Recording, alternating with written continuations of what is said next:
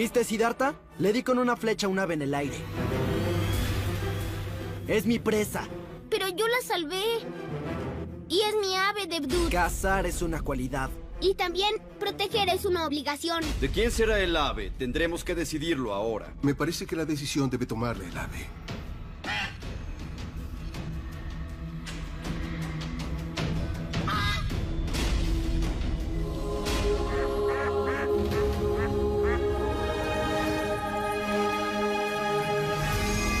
Muy buenas noticias, Rey. Esta tía tendrá otra oportunidad de venir a nombrar otra ceremonia. Majestad, Praya está embarazada. Felicidades, Prayapati. Felicidades, Majestad Suddhodana. En una esquina estará Siddhartha. Y en la otra esquina podrías poner a tu futuro hijo.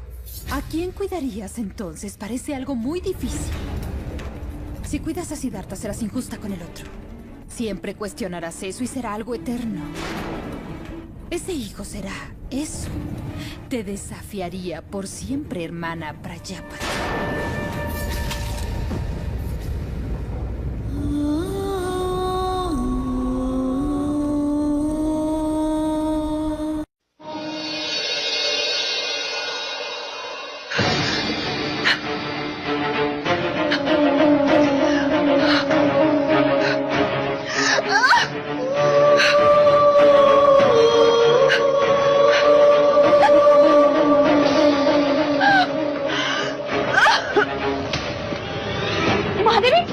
Mahadevi क्या हुआ? महादेवी मैं अभी आपको औषधि देती हूँ।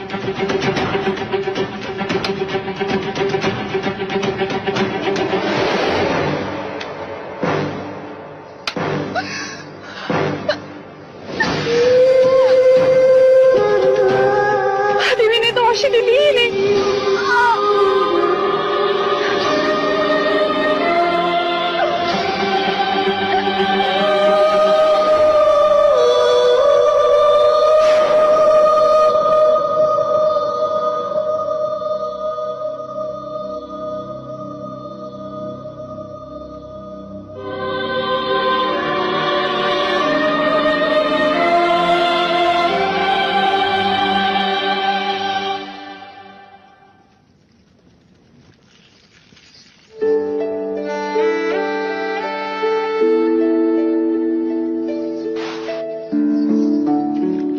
आपके गर्भपात का समाचार सुनकर बहुत पीड़ा पहुंची है मुझे।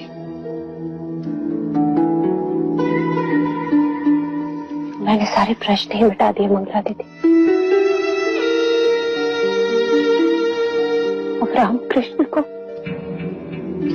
एक साथ एक ही में देखेंगे, बस एक ही आंख होगी शकुन वाली। अंजलि रानी, आपने तो उस दिन सहज कह दिया था कि महादेवी का ध्यान अब युवराज सिद्धार्थ पर नहीं होगा। बस तब से कह रही थी कि मंगला दीदी ने मेरी आंखें खोल दी।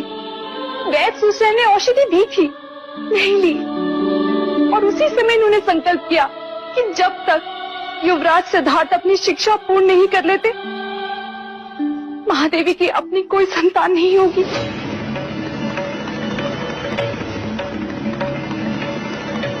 कितना बड़ा त्याग।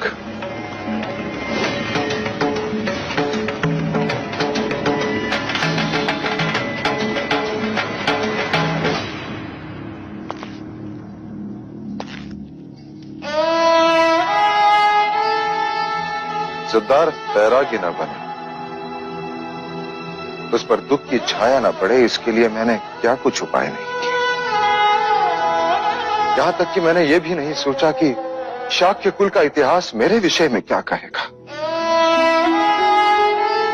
परंतु मेरे सभी प्रयत्न पर भारी है तुम्हारा ये त्याग देवी।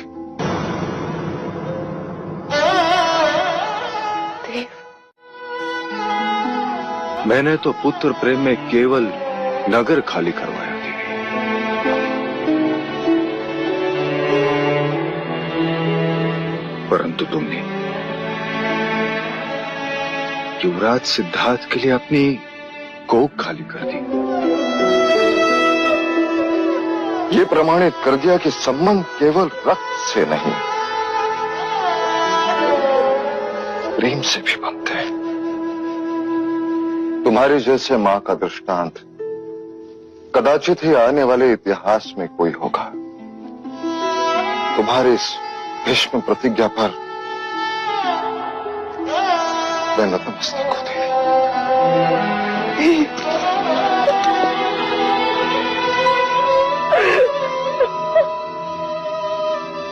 अब युवराज, सिद्धार्थ के सम्राट बनने में मुझे कोई संदेह नहीं, कोई संदेह नहीं।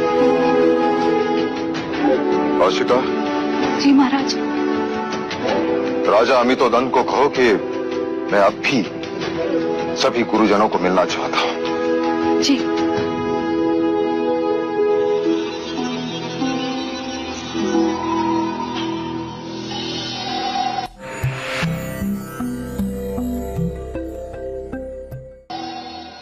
गुरुवर्य कौंडिन्य, कैसे चल रहा है शाक्य कुमारों का प्रशिक्षण? उत्तम, अति उत्तम महाराज। कुमार सिद्धार्थ को वेदों की प्रत्येक ऋचा स्पष्ट अर्थ सहित कंठस्थ है। ओम पूर्णमदः पूर्णमिदं पूर्णात् पूर्णमुदच्यते पूर्णस्य पूर्णमादाय पूर्णमेवावशिष्यते। ओम शांति शांति शांति। अप्रतिम। वेदों से संबंधित कुमार सिद्धार्थ के जटिल प्रश्न हमें सावधान रखते हैं महाराज। सत्य प्रत्यक्ष भी होता है, परोक्ष भी। ये विद्या हम नहीं समझे। दो सत्य। क्या तुम इसका उत्तर दे सकते हो सिद्धार्थ? ज्येष्ठा, प्रत्यक्ष सत्य वो होता है जिसका प्रमाण तुम दे सकते हो। अर्थात वर्षा हुई और नदी का जल स्तर बढ़ा, तत् परोक्ष सत्य। अर्थात वर्षा नहीं हुई फिर भी नदी का जल स्तर बढ़ा। ऐसे कैसे? क्योंकि पहाड़ों में वर्षा हुई और पानी नदी में बह गया और नदी का जल स्तर बढ़ गया। जिस सत्य का हम प्रमाण नहीं दे सकते वो परोक्ष सत्य है। महाराज, अश्व सवारी में भी अति निपुण है युवराज।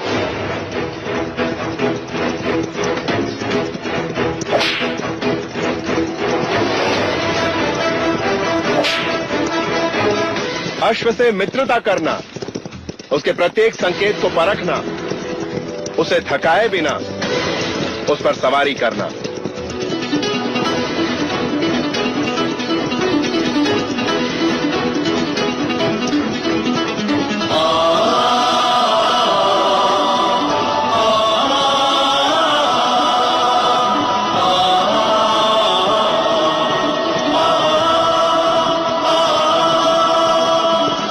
चातुर्य अद्भुत, संगीत ज्ञान अकल्पनीय, नृत्य की भाव भंगिमाओं की भी जानकारी है और शब्दों से ज्यादा आंखों से बात करते हैं युवराज।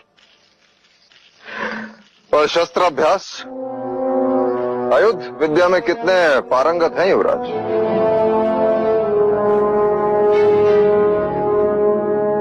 क्या हुआ अनुज?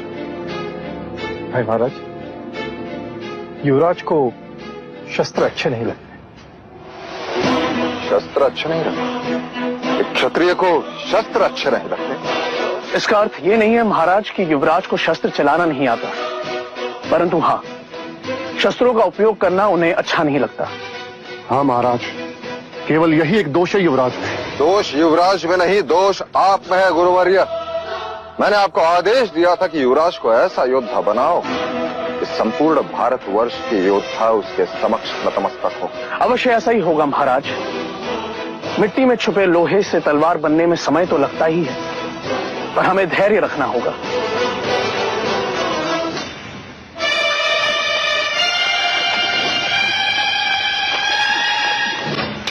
आग कैसे लगी? गुरुजी, हम कुटिया बना रहे थे, अचानक देवदत्त भैया ने आके उसमें आग लगा दी। हाँ गुरुजी, उस वक्त चलना कुटिया के भीतर था। देवदत्त! देवदत्त! क्या तुमने ये किया? हाँ। क्यों? आपको पाप से बचाने के लिए। कुटिया बनाते समय अछूत चन्ना ने मदद की थी, इस कारण। केवल इस कारण तुमने कुटिया जला दी? हाँ गुरुजी, अछूत के हाथों बनी कुटिया में आपको कैसे रहने देता। देवदत्त, तुम्हारी गुरु भक्ति से मैं बहुत प्रसन्न हूं। आज से तुम्हें एक अधिकार देता हूं, मेरा मलमूत्र तुम उठाओगे।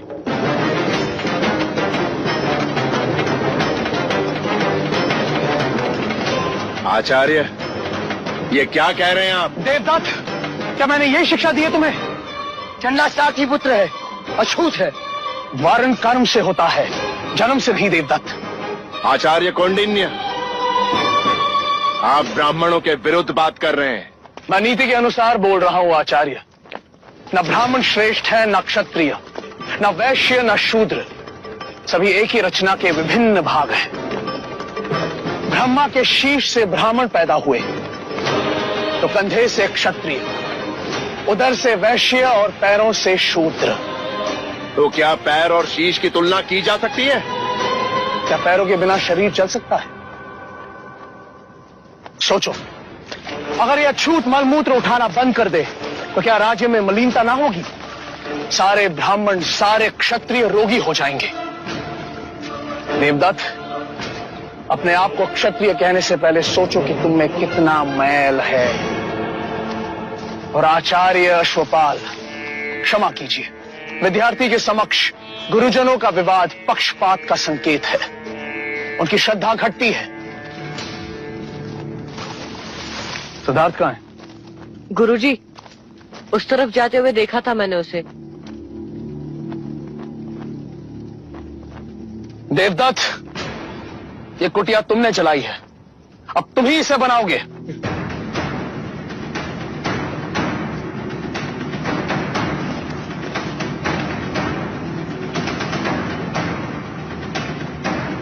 पक्षपात तो अब होगा आचार्य कौंडिन्य। देवदत्त को सिद्धार्थ से कुशल न बनाया तो मेरा नाम आचार्य अश्वपाल नहीं। Esta es la oportunidad del príncipe Devdutt. Tú ya eres mucho más fuerte que Siddhartha. Deberás acabarlo. Si deja de existir Siddhartha, dejará de existir el heredero. Debes fortalecer tu paso hacia el trono.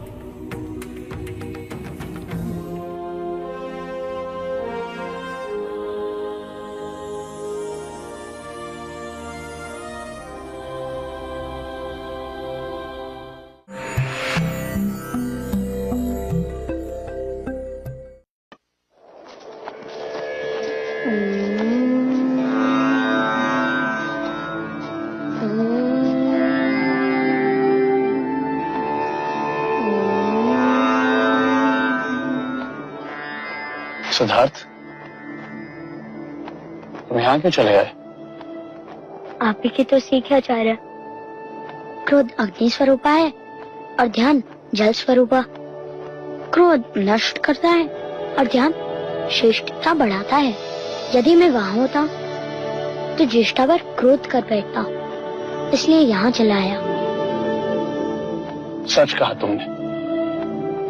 आज मैं भी तुम्हारे साथ ध्यान में बैठना चाहता हूं।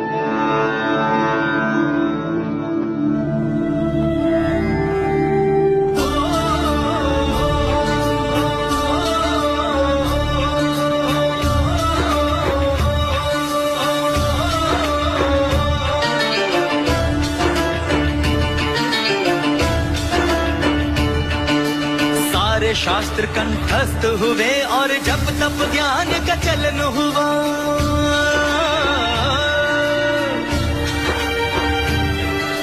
छोटे से बड़े, बड़े से छोटे, बिंदु सिंधु का मिलन हुआ।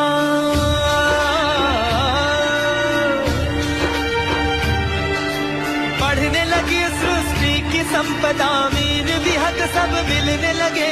चारों दिशाएं खिली खिली सी, जीव से जीवन बढ़ने लगे, जीव से जीवन बढ़ने लगे।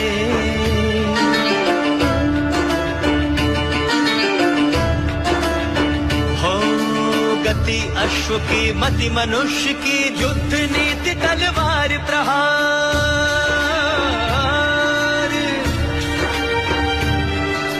वार शब्द का ज्ञान हो गया, बन गए सुख दुख जीत हार।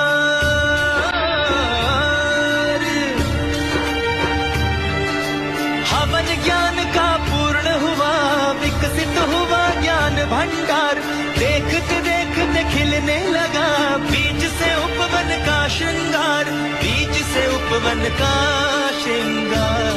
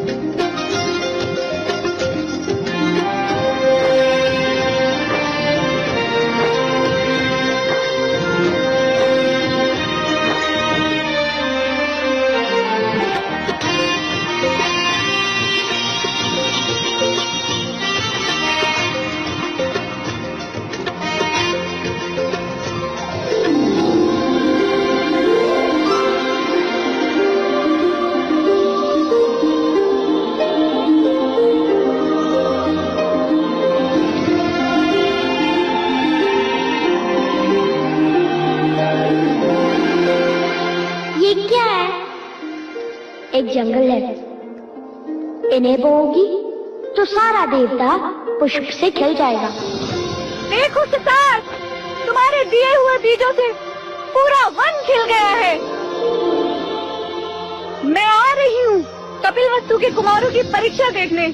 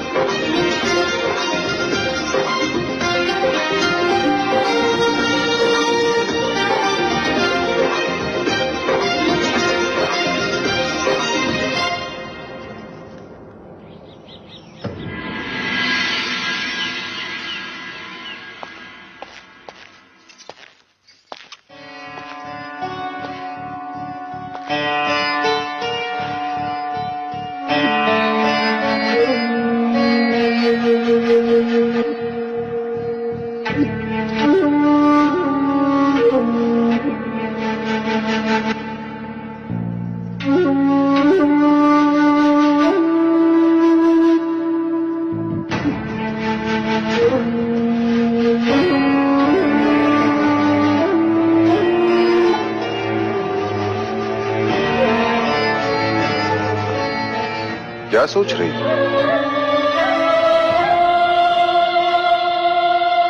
तुम्हारे हाथ कांप रहे हैं? हाँ देव, इस समय मेरा हृदय गगन ढोल से भी अधिक आंदोलित हो रहा है। जिज्ञासा तो सभी को है महादेवी। जिज्ञासा नहीं देव, भय। भय? क्यों?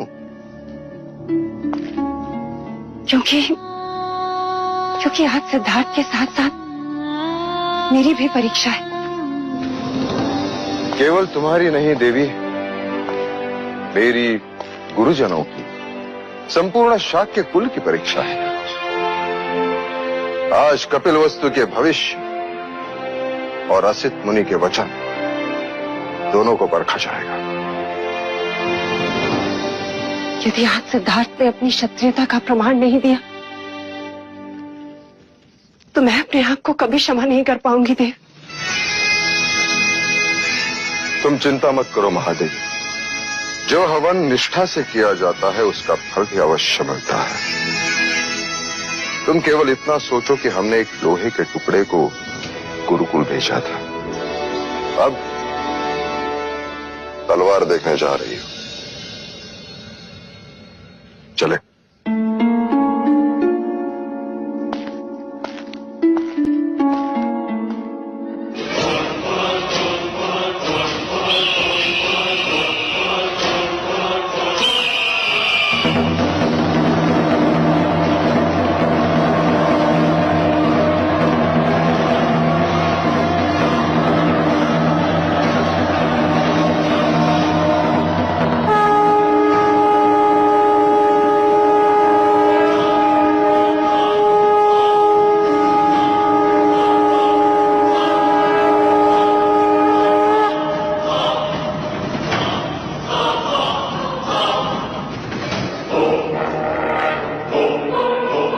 यही अवसर है राजा देवदत्त। मेरी तलवार पूरी तरह से सिद्धार्थ पर भारी है। समाप्त कर दो उसे। ना रहे बांस, ना बजे बांसुरी। ना रहेगा सिद्धार्थ, ना होगा उत्तराधिकारी। राजगद्दी पर अपना अधिकार सिद्ध कर दो। गुरु अश्वपाल ने कहा है, प्रथम परीक्षा तुम्हारी ही होगी सिद्धार्थ समक्ष।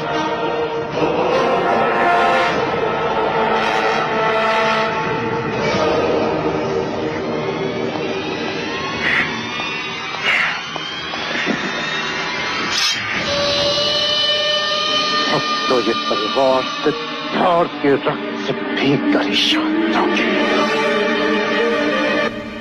Siddhartha, al volver,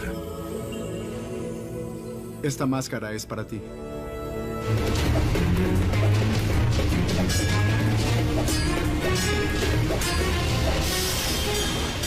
Cada golpe del príncipe de Blood hace más difícil probar que Siddhartha es un buen guerrero.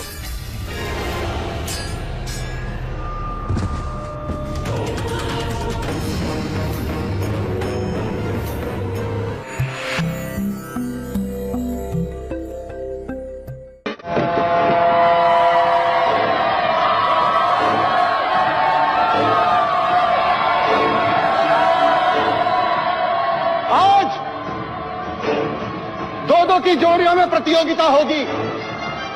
जो श्रेष्ठ होगा वही दूसरी प्रतियोगी के साथ युद्ध करेगा।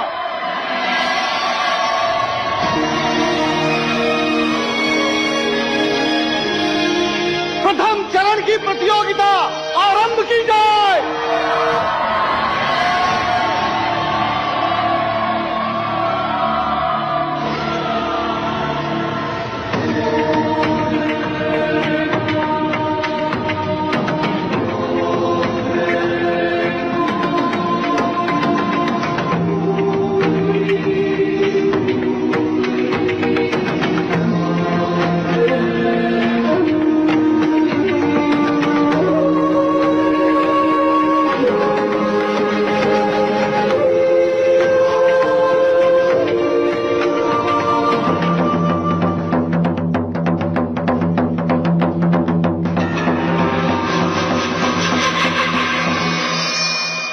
साम दाम दंड खेत मार्ग जो भी हो, परंतु सर्वश्रेष्ठ मेरा देवदत्त ही होना चाहिए। नहीं तो अश्व के पैर में तुम्हारा मस्तक होगा अश्वपाल। आप निश्चिंत रहें मंजली रानी, देवदत्त ही सर्वश्रेष्ठ होगा। उनकी विजय से ही तो मैं भी कौंडिन्य के सामने सर्वश्रेष्ठ बन पाऊंगा।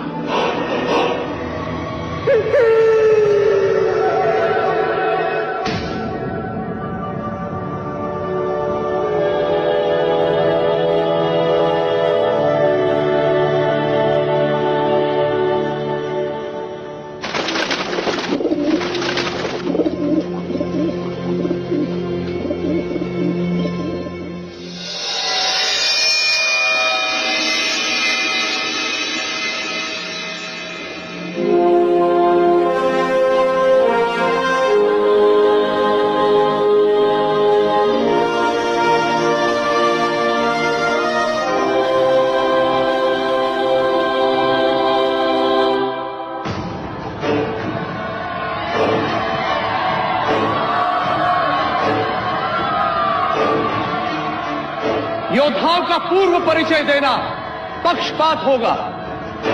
युद्ध में केवल योद्धाओं की योग्यता का परिचय है। इसलिए प्रतियोगियों के मुख नहीं दिखेंगे, दिखेगी केवल उनकी शक्ति, अभ्यास और योग्यता, उनकी चपलता और शस्त्र चलाने की प्रतिभा।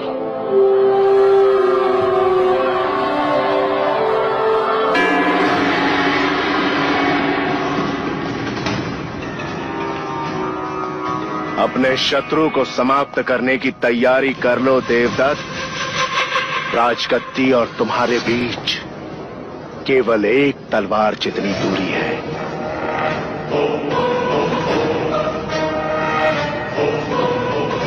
और ज्ञात रहे, युवराज जो मुखौटा पहनेंगे उसका रंग लाल है।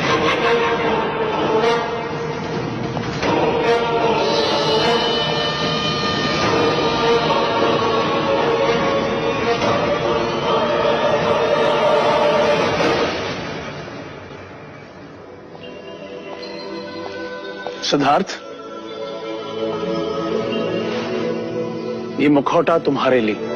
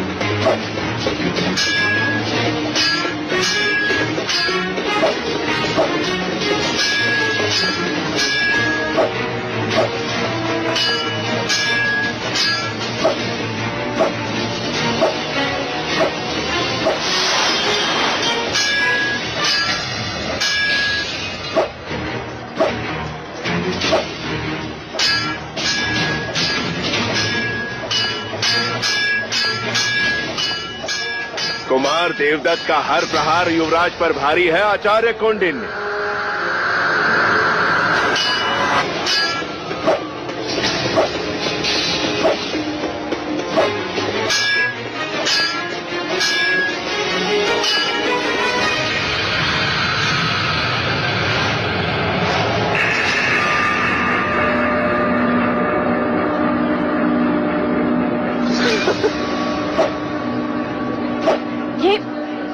ये छल है। युद्ध में सब क्षमा है प्रजापति, किंतु यह केवल प्रतियोगिता है।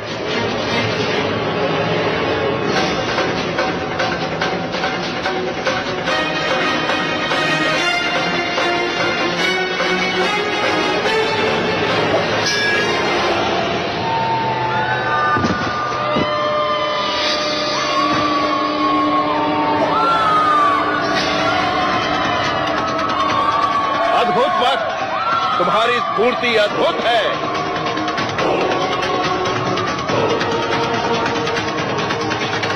क्या कहना है आचार्य कौंडिन्य देवदत्त के बारे में? निसंदेह अद्भुत प्रदर्शन था।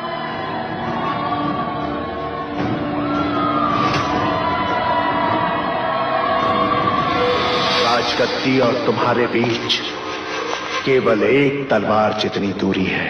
युवराज जो मुखौटा पहनेंगे उसका रंग लाल है।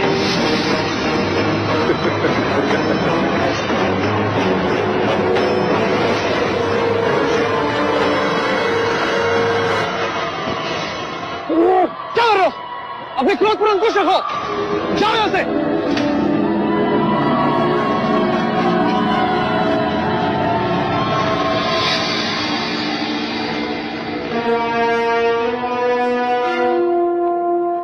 और आज की हमारी प्रथम प्रतियोगिता के विजेता है युवराज सिद्धार्थ।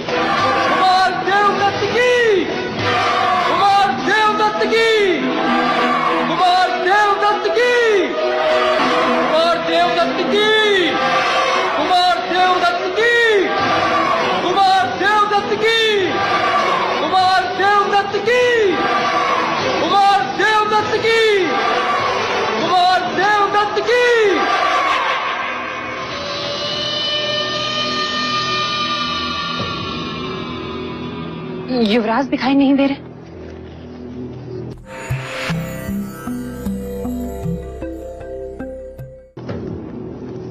और अब आज की दूसरी प्रतियोगिता आरंभ होती है।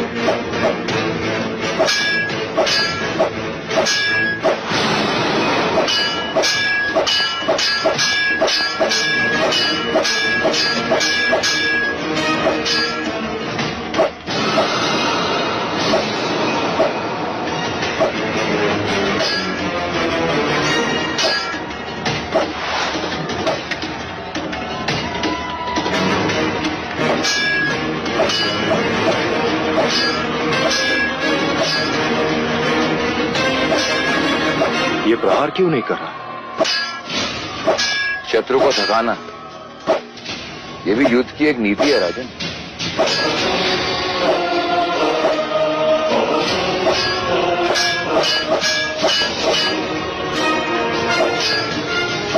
प्रतिवार करो, ये परीक्षा है, प्रतिभा दिखनी चाहिए।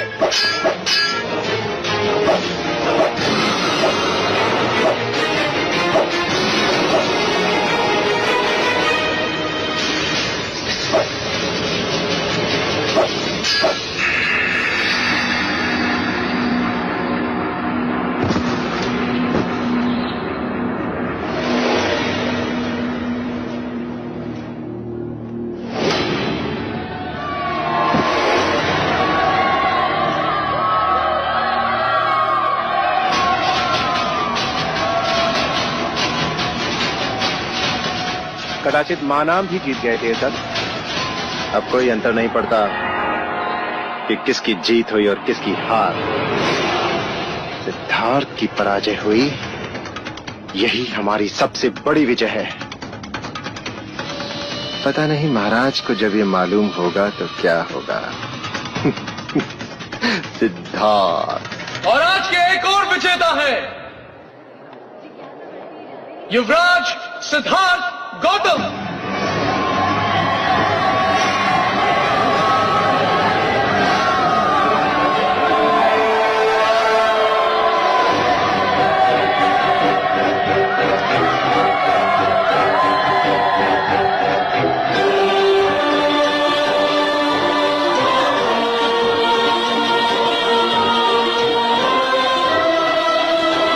युवराज सिद्धार्थ की जय। युवराज सिद्धार्थ की, युवराज सिद्धार्थ की, युवराज सिद्धार्थ की।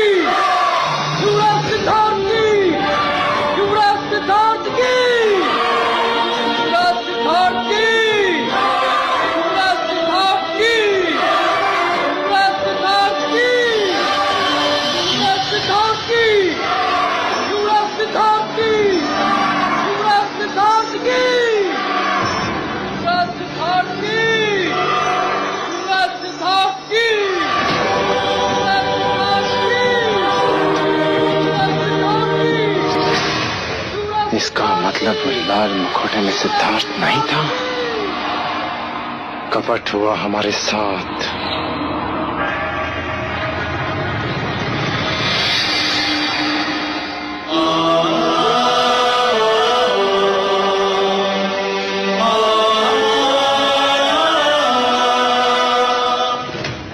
आपने तो कहा था कि लाल मुखौटे में सिद्धार्थ है, तो वो बदल कैसे गया? इसका उत्तर मैं देता हूं आचार्य अश्वपाल। वो मुखौटा लेकर जब मैं युवराज को देने गया, सिद्धार्थ, ये मुखौटा तुम्हारे लिए। गुरुदेव, मेरे मुखौटे का बांध तो टूट गया। कोई बात नहीं, तुम सिद्धार्थ का मुखौटा ले लो। जल्दी करो, प्रतियोगिता का समय हो गया। जी गुरुदेव।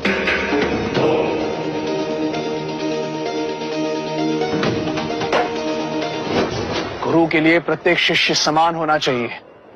आचार्य अश्वपाल, कुमार देवदत्त के लिए आपका पक्षपात अच्छा नहीं।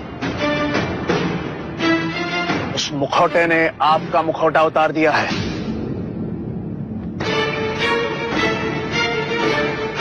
और कुमार देवदत्त, अपने क्रोध पर अंकुश रखो, वरना किसी दिन इस तरह फंस जाओगे कि कोई गुरु तुम्हें बचा नहीं पाएगा।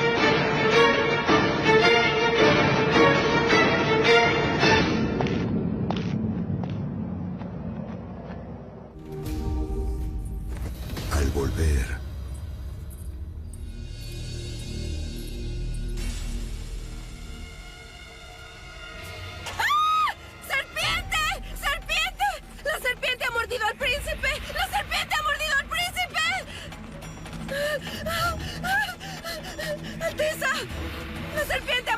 Llévatelo.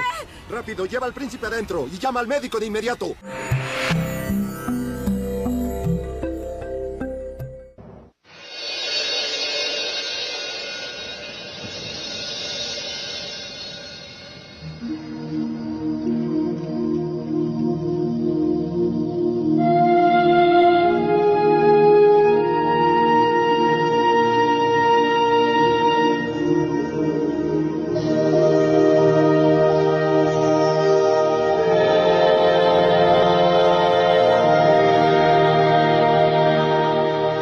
जिस तरह ग्रह से ब्रह्मांड का, हस्तरेखा से भविष्य का ज्ञान होता है, उसी तरह शरीर के इन बिंदुओं से शरीर की भीतरी परिस्थिति का संबंध होता है। जैसे नाड़ी परीक्षा से चिकित्सक को हृदय की गति का ज्ञान होता है। ये शरीर 10 भागों में विभाजित है। ये मध्य रेखा और दोनों ओर 5-5 विभाग। आज भी बड़े बड़े योगी चिकित्सक इस विषय पर विश्लेषण कर रहे हैं कि शरीर की पीड़ा का उत्तर स्वयं शरीर के पास ही है। हर एक अंग का प्रतिनिधित्व हाथ की हथेलियां और पैर के पंजे करते हैं। ऐसा कैसे हो सकता है? जैसे मस्तिष्क की पीड़ा को दूर करने के लिए आंखों के कोने की दोनों ओर 2 उंगली दूर दबाव देने से पीड़ा में राहत मिलती है।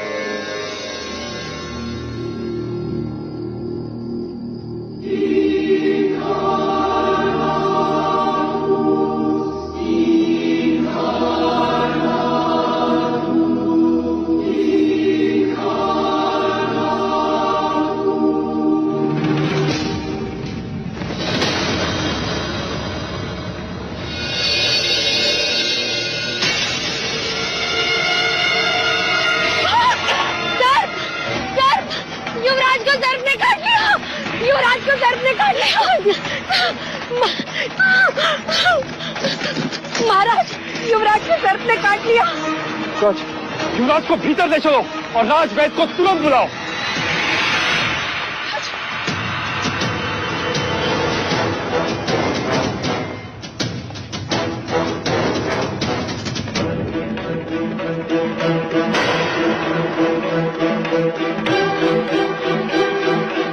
वैद्यराज, युवराज को सर्प ने काटा है, मैंने देखा। परंतु इनके शरीर पर सर्पदंश का तो कोई निशान नहीं है। तो तो फिर सब देखकर डर गए होंगे युवराज, तभी तो बेइज्जत हो गए। मेरे कहने का अर्थ है बड़े कोमल प्रकृति के हैं हमारे युवराज, है ना? बेसुध होने का कोई कारण नहीं है, कदाचित थकावट होगी।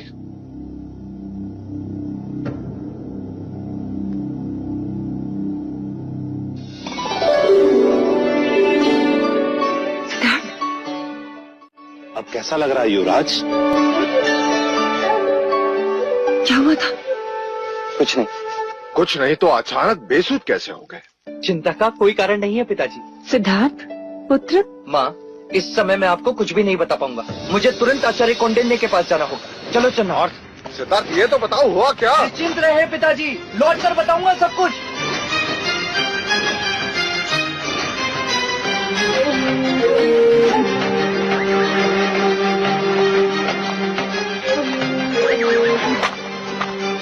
गुरुदेव प्रणाम। गुरुदेव, मैंने मनुष्य शरीर के बारे में एक बात खोज ली कि शरीर के कुछ बिंदु दबाने से मनुष्य बेसुध हो सकता है। क्या? जी गुरुदेव, देखिए।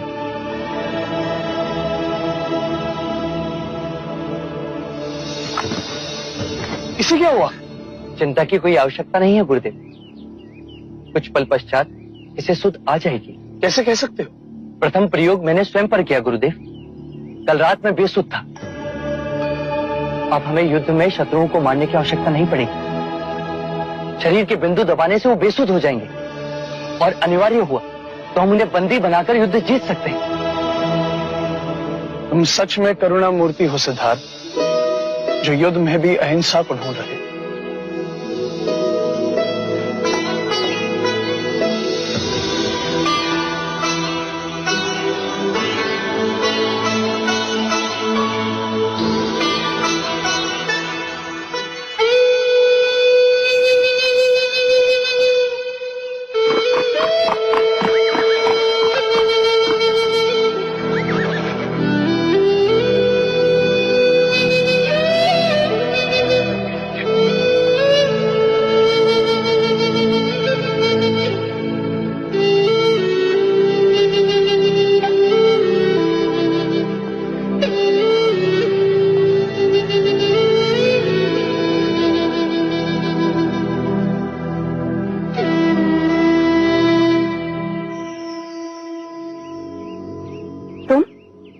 तुम कब आए? जब आप बांसुरी वादन में लीन थी। माँ, मैंने बहुत बार देखा है, जब भी आप आनंदित होती हैं या निराश होती हैं या जब स्वयं को अकेला पाती हैं, तो आप इस पेड़ के नीचे आके बैठ जाती हैं। आप क्यों बैठती हैं माँ? इस पेड़ में ऐसा क्या है? ये माया है, मेरी बड़ी बहन। इस पेड़ का नाम मैंने माया रखा है।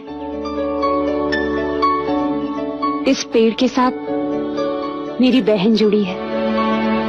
ये परिवार का एक सदस्य है, बड़ों की तरह हमें छाया प्रदान करता है, ये जीवन भी देता है, पक्षियों के सुर में संगीत सुनाता है, मानो हमारा ख्याल रख रहा हो।